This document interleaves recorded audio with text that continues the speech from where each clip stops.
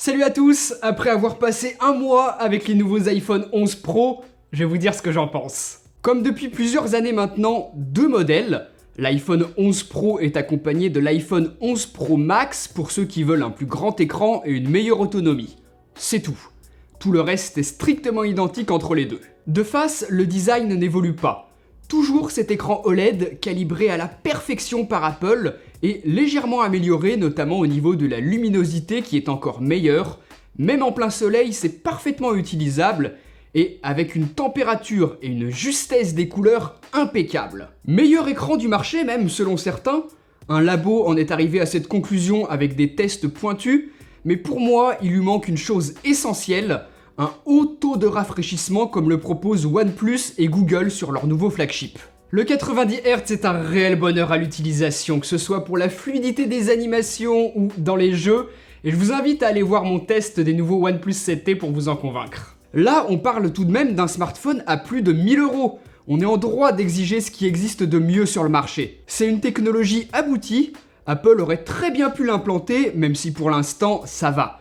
Comme je vous l'ai dit, l'écran est tellement excellent que ça passe, mais si Samsung se met lui aussi au 90 Hz sur les prochains Galaxy S dans 6 mois, ce manque va faire un petit peu tâche chez Apple. Autre petit reproche que l'on peut faire sur la face avant, l'encoche. Largement plus grosse que n'importe quel concurrent, elle embarque aussi Face ID, la technologie de reconnaissance du visage que, justement, aucun autre concurrent n'a réussi à égaler depuis sa sortie il y a 2 ans. Donc on n'a rien sans rien. C'est le prix à payer pour cette encoche, puisqu'Apple n'a pas trouvé le moyen de dissimuler sous l'écran tous les capteurs nécessaires à Face ID. Moi, c'est une concession que je suis prêt à faire. Face ID est tellement transparent dans toutes les actions du quotidien que je trouve que ça en vaut la peine. Pour le déverrouillage, les achats, les paiements sans contact, c'est super pratique. Mais de face, je conçois tout à fait que c'est pas du tout le plus beau design qui existe. Et de dos, c'est discutable aussi avec l'emplacement des capteurs photo, mais en proposant 3 cette année contre 2 auparavant, Apple n'avait pas tellement de choix pour que chaque capteur ne soit pas trop éloigné des autres et que l'on puisse passer de l'un à l'autre dans des transitions fluides en filmant par exemple. La texture au dos par contre, elle, c'est une vraie réussite. La finition mat est superbe, notamment avec la couleur verte, et ça ne prend que très peu les traces de doigts, ça j'ai bien aimé, mais par contre, attention aux rayures. Le peu de temps où je l'ai utilisé sans coque, ça n'a pas raté. Si vous voulez éviter de le rayer ou pire, de casser le dos en verre, mon partenaire Rhinoshield a déjà toute sa gamme de protection à jour pour les nouveaux iPhone 11 Pro avec plusieurs finitions. La coque Solid Suite va protéger entièrement le dos de l'iPhone, laissant juste un découpage pour les caméras et avec toujours cette résistance au gros choc qui a fait le succès de la marque. Et sinon, si vous préférez laisser apparent la belle couleur que vous aurez choisie sur votre iPhone 11 Pro, le bumper CrashGuard NX protégera les contours tout en vous laissant la possibilité de personnaliser la couleur des boutons, ce qui permet de vous créer un iPhone assez unique. Et enfin, si les coques c'est pas trop votre truc, Rhinoshield propose aussi des skins de différentes couleurs et textures qui s'appliquent au dos de l'iPhone, et voilà un exemple de ce que ça donne sur mon 10S. Le lien est juste en dessous dans la description de la vidéo et comme d'habitude, avec le code Steven, vous avez 10% de réduction sur la totalité de votre panier, donc profitez-en s'il y a des choses qui vous intéressent.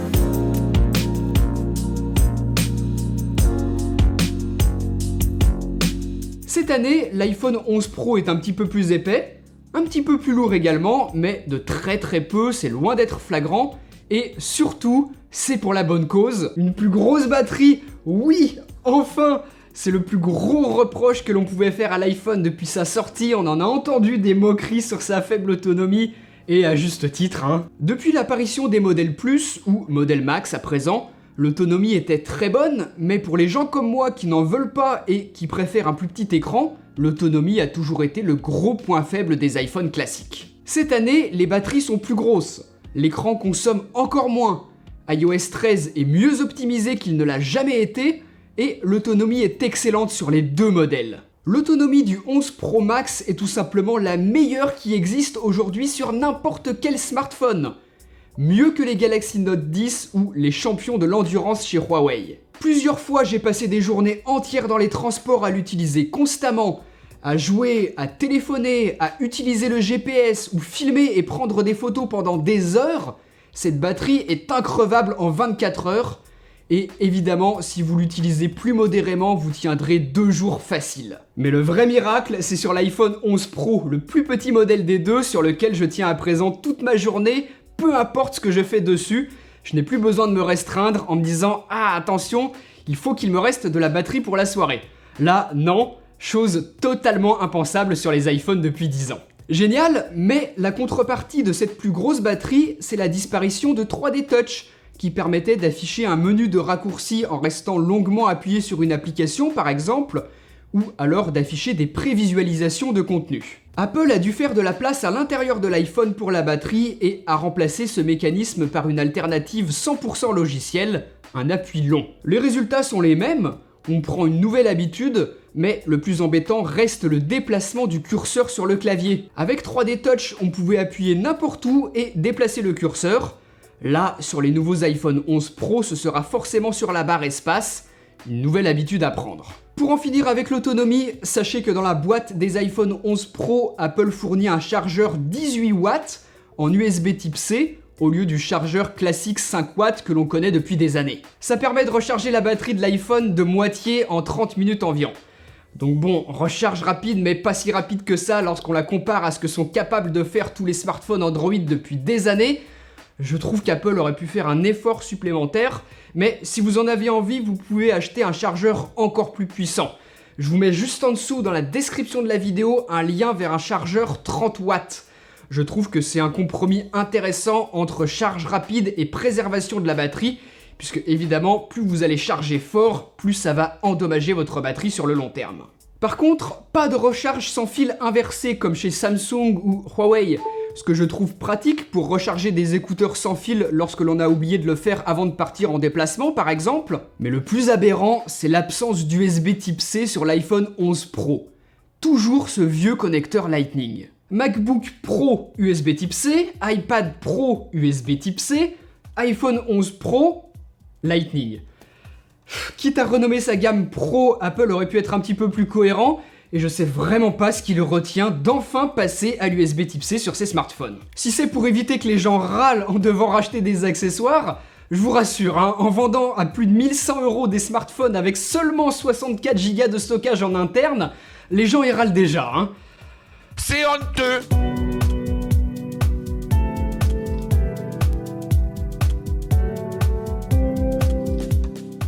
Côté logiciel, iOS 13 a apporté des choses qui existent depuis des années sur Android et qui manquaient cruellement à l'iPhone. Un mode sombre qui fonctionne partout, un gestionnaire de téléchargement qui nous permet de télécharger et d'enregistrer n'importe quel type de fichier, le glissement sur le clavier pour écrire rapidement. Super ajout ça, vraiment! Les applications natives, les rappels, les mails et les notes notamment se sont vraiment améliorées avec iOS 13. On peut se passer d'applications tierces qui étaient jusque-là indispensables, et tout est enfin complètement abouti et l'expérience utilisateur est meilleure que jamais. Alors évidemment, il reste encore des choses un peu incohérentes, frustrantes même, où Apple nous limite encore trop et où Android reste plus libre. Mais cette année, iOS 13 a vraiment fait progresser l'iPhone. Pour faire tourner tout ça correctement, à l'intérieur, on trouve la puce A13 ainsi que 4 Go de mémoire vive. C'est plus qu'il n'en faut pour jouer à n'importe quel jeu avec tous les graphismes au max, faire tourner des tonnes et des tonnes d'applications en arrière-plan ou alors utiliser des gros logiciels, notamment de traitement d'images.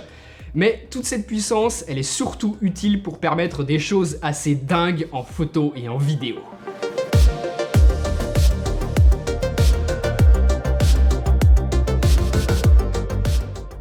Trois capteurs de 12 millions de pixels sur ces iPhone 11 Pro.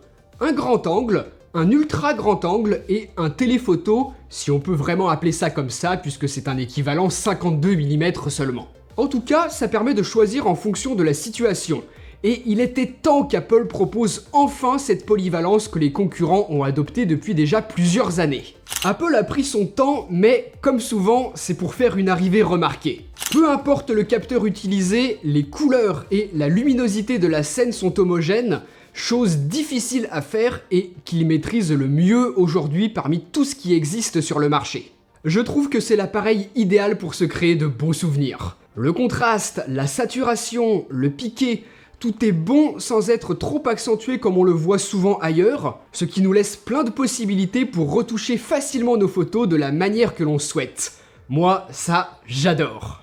L'ajout de l'ultra grand angle est pratique dans le cas où on a peu de recul, et les aberrations chromatiques et les distorsions sont plutôt bien maîtrisées, les résultats sont bons. En basse lumière, longtemps en retard sur la photo de nuit par rapport aux concurrents qui proposent un mode nuit justement, Apple a corrigé ça en proposant un qui s'active automatiquement lorsque la lumière commence à manquer. Ça ne fonctionne pas sur l'ultra grand angle, sûrement à cause de son absence de stabilisation optique problématique pour faire de la pose longue, mais sur le capteur principal et sur le téléobjectif, on obtient de bons résultats. Moi, j'ai surtout aimé le fait qu'Apple soit pédagogique dans son approche de la photo. Là où le mode nuit des concurrents donne un résultat surprise sans que l'on ait le moindre contrôle, Apple nous laisse le choix de faire une courte pause ou bien d'allonger la durée si l'on veut faire ressortir plus de lumière dans la scène photographiée.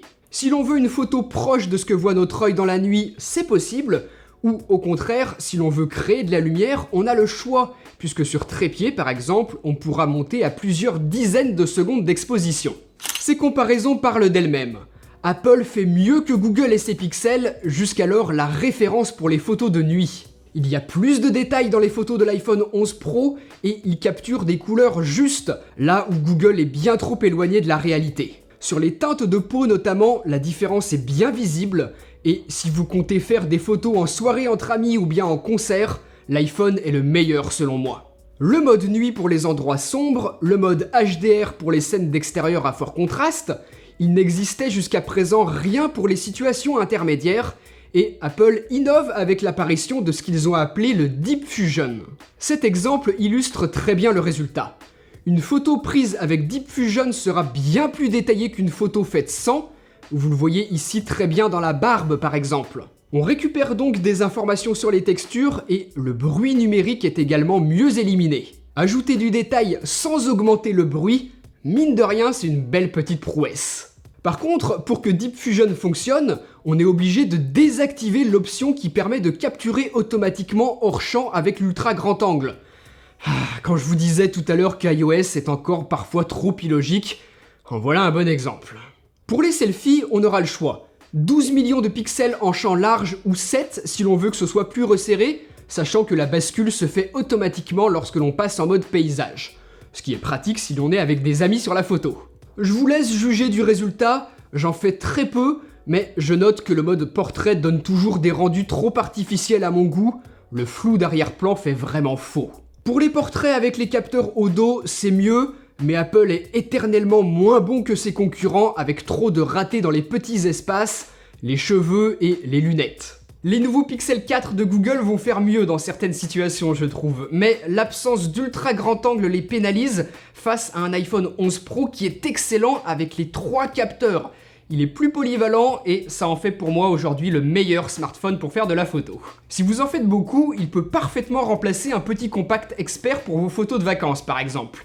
Puisqu'au lieu d'acheter un smartphone moyen et un compact moyen, pourquoi pas mettre le prix dans l'iPhone 11 Pro, ce qui vous permettra de faire tout un tas d'autres choses en plus de superbes photos. Ça peut avoir du sens. Pour les capacités en vidéo, c'est encore incroyable ce qu'a réussi à faire Apple. Et vous aurez beau me dire tout ce que vous voudrez, tous les gens qui s'y connaissent en vidéo, et qui s'y connaissent vraiment, hein, pas des youtubeurs, sont tous d'accord pour dire qu'Apple met des grandes claques à la concurrence depuis des années, depuis toujours même, sur la vidéo sur smartphone. Là, l'écart est encore plus creusé, je trouve, avec une excellente stabilisation en 4K et ça même à 60 images par seconde. C'est assez dingue, et à moins de vouloir courir avec son smartphone à la main, vous n'avez pas forcément besoin d'un autre petit stabilisateur externe pour sortir une belle vidéo. Regardez, c'est filmé en marchant, en pente, avec des marches, des pavés, et pourtant tout est parfaitement stable. C'est de loin le meilleur smartphone pour ça, et quand on voit qu'Apple propose une excellente image en plus de cette stabilisation, c'est une super caméra que l'on a toujours sur soi. La fonction Extended Dynamic Range qui permet de capturer des informations dans les hautes lumières et dans les ombres fonctionne à présent en 4K à 60 images par seconde, alors que jusqu'à présent c'était uniquement en 4K à 30 images par seconde que l'on pouvait l'utiliser. Et la différence est énorme avec l'iPhone XS de l'année dernière. Ça fonctionne sur les 3 capteurs pour une plage dynamique encore étendue et c'est vraiment impressionnant. On en profite également avec la caméra frontale et là encore, la différence avec les iPhones de l'année dernière est bien marquée. on observe beaucoup plus d'informations dans les hautes lumières du coucher de soleil, ici par exemple. Donc vraiment une qualité d'image exceptionnelle pour un smartphone, avec des couleurs justes, pas trop de contraste, ni trop de saturation. Et pour couronner le tout, Apple a enfin corrigé la chose la plus ennuyeuse de l'appareil photo. Le fait de devoir quitter l'application et d'aller dans un sous-menu des réglages pour changer le framerate. Maintenant, je peux passer de 30 à 60 images par seconde en un clic. Il était temps parce que ça commençait à devenir vraiment ridicule par rapport à Android. Toujours en vidéo, Apple a très bien optimisé les micros pour la captation du son lorsque vous parlez par exemple comme ça face caméra. Vous voyez que vous m'entendez très bien, ma voix est bien isolée alors qu'il y a quand même pas mal de bruit autour de moi. Regardez, si on tourne la caméra et on la pointe dans une autre direction,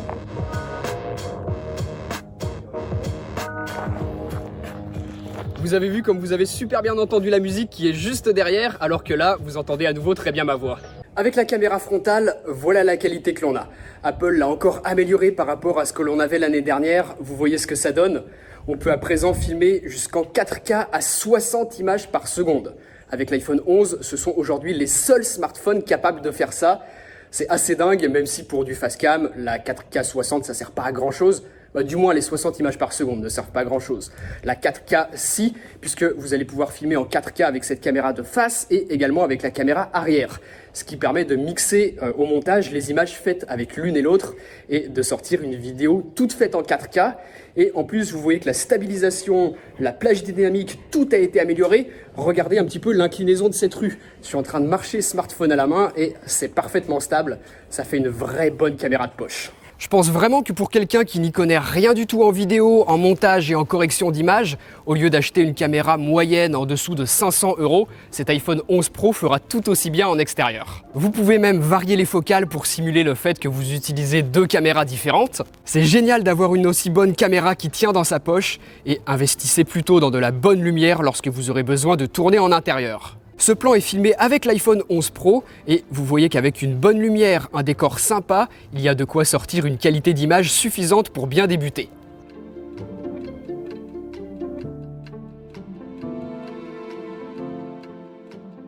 Donc voilà ce que je pense de ces nouveaux iPhone 11 Pro et 11 Pro Max. C'est super rare, voire jamais arrivé qu'on ait une telle progression en photo et en vidéo d'une année sur l'autre sur un iPhone. Et ça donne vraiment envie d'avoir une telle caméra dans sa poche. Superbe écran, grosse performance, excellente autonomie, le meilleur en photo et en vidéo, alliant polyvalence et très bonne qualité, c'est probablement l'iPhone parfait qu'attendaient depuis longtemps ceux qui aiment iOS. Parce que oui, l'iPhone a beau cette année être le meilleur dans quasiment tous les domaines, si vous préférez Android, ça n'aura aucune importance pour vous. Sans parler du prix. Ça peut en rebuter certains puisqu'encore une fois les iPhone 11 Pro sont très chers. Si on ne veut pas l'excellence à tout prix, il y a plein d'autres smartphones qui valent le coup en cette fin d'année et je vous invite à aller voir tous les tests que j'ai pu en faire. Et si vous avez un ancien iPhone, les 8, 10, 10R et 10S je dirais, ils sont encore très bons. Cet iPhone 11 Pro a beau être excellent, ne confondez pas besoin et envie. Achetez l'iPhone 11 Pro si vous êtes à un moment de renouvellement nécessaire de votre smartphone.